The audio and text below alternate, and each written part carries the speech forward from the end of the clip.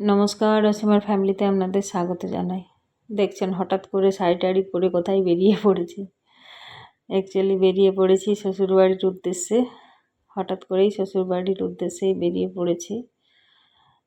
Actually যাওয়ার আমাদের কথা ছিল, তাই সবাই রেডি হয়ে বেরিয়ে পড়েছি। আর আপনারা তো জানেন যে আমার একটা ভাসুর এখানে কলকাতায় থাকতো, উনি মারা গেছে।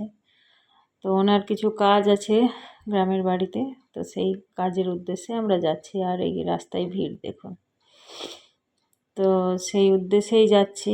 কিন্তু আনফর্চুনেটলি আমি ওটা কিছুই ভিডিও করতে পারবো না। ওখানে যে যজ্ঞ হবে সেগুলো কিছুই আপনাদের সঙ্গে আমি শেয়ার করতে পারবো না, কারণ খুব দুঃখদায়ক ওগুলো জিনিস, তাই আমি শেয়ার করতে পারবো না।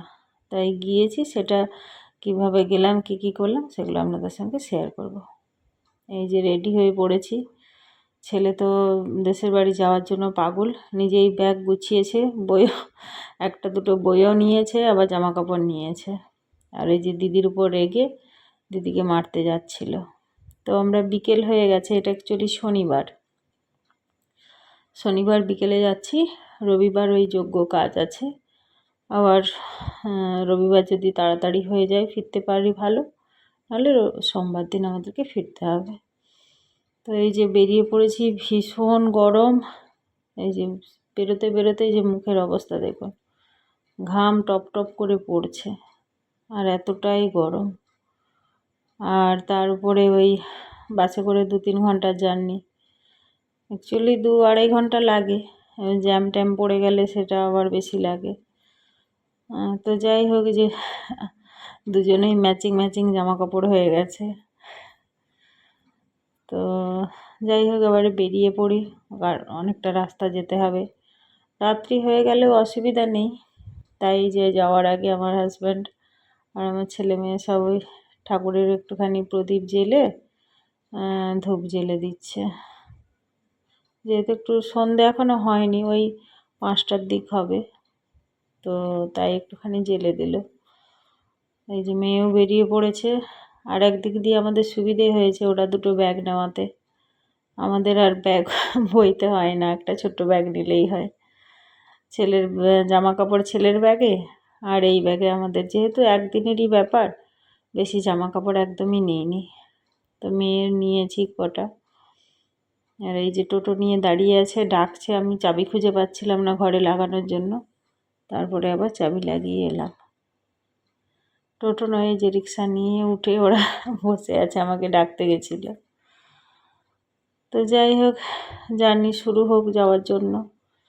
আর ডাইরেক্ট যদি বাস না পাই, আবার দুটো বাস নিতে হবে। অনেকটাই রাস্তা আমাদেরও, তো মেদিনীপুরে শ্বশুরবাড়ি। এই যে বাসের জন্য ওয়েট করছি, অনেকেই ওয়েট করছে। তো দাঁড়িয়ে কিছু কাজ নেই, কি করবো। এই যে এখানে স্বামী বিবেকানন্দর স্ট্যাচু আছে বলে একটুখানি ফটো তুললাম, ভিডিও করলাম। দেখতে আমাদের আবার বাস চলে এসেছে। আর এই দেখো জ্যাম, দেখেন কীরকম জ্যাম। আর এত গরম বাসের মধ্যে, কি বলবো, মারাত্মক গরম। যা হোক, এইসব করতে আমরা ফাইনালি দুটো বাস পাল্টে শ্বশুরবাড়ির উদ্দেশ্যে পৌঁছে গেছি। আবার টোটো নিয়ে ভেতরে যেতে হবে, তাই এই করে ফাইনালি আমরা শ্বশুরবাড়ি পৌঁছে গেলাম। আর এই যে দেখুন আমার যা, এগুলো আমার সব দেওরের ভাসুরের ছেলেরা। আর এই যে আমার এটা মেজো জায়ের বাড়ি, মেজো ভাসুরের বাড়ি। আর ওর মেয়ে এখানে টিউশন পড়াচ্ছে, কত খুদে ছাত্র সব নিয়ে। আর আমার ছেলে বই নিয়ে গেছে, তাই আমি বললাম যে যা দিদির কাছে বসে তাহলে বই নিয়ে এসছিস যখন পড়, বলে ও জামা প্যান্ট চেঞ্জ করে ও বই বের করে ওর কাছে পড়ে না, শুধু ওদের সঙ্গে একটুখানি গল্প আড্ডা সব রকম একটুখানি বসে। তারপরে এখানে আমাদেরই পাশে ঠাকুমা দিদি, ছোট ঠাকুমা বলি আমরা, ওনার বাড়িতে এসেছি। আর ওনার বাড়িতে গোপাল থাকে, তো আসলেই প্রণাম করে যাই। তা ভাবলাম, ফোনটাও হাতে ছিল, তাই ভাবলাম একটুখানি ভিডিও করে নিই। তাই ঠাকুমা বলছে এখন এরকম তুলছো, চুল টুল সব খুলে দিয়েছি আর ন্যাড়া মোচা লাগছে, সাজানো থাকলে ভালো লাগতো মুকুট চুল। আমি ঠিক আছে। তারপরে এই যে লুচি আর ঘুগনি বানানো হয়েছে, আর এই যে আমার শ্বশুরমশাইয়ের অবস্থা দেখুন, খুব খারাপ অবস্থা, কিচ্ছু করতে পারে না। আর এই যে এখানে লুচি আর ঘুগনি সব খাওয়া দাওয়া চলছে বাচ্চাদের।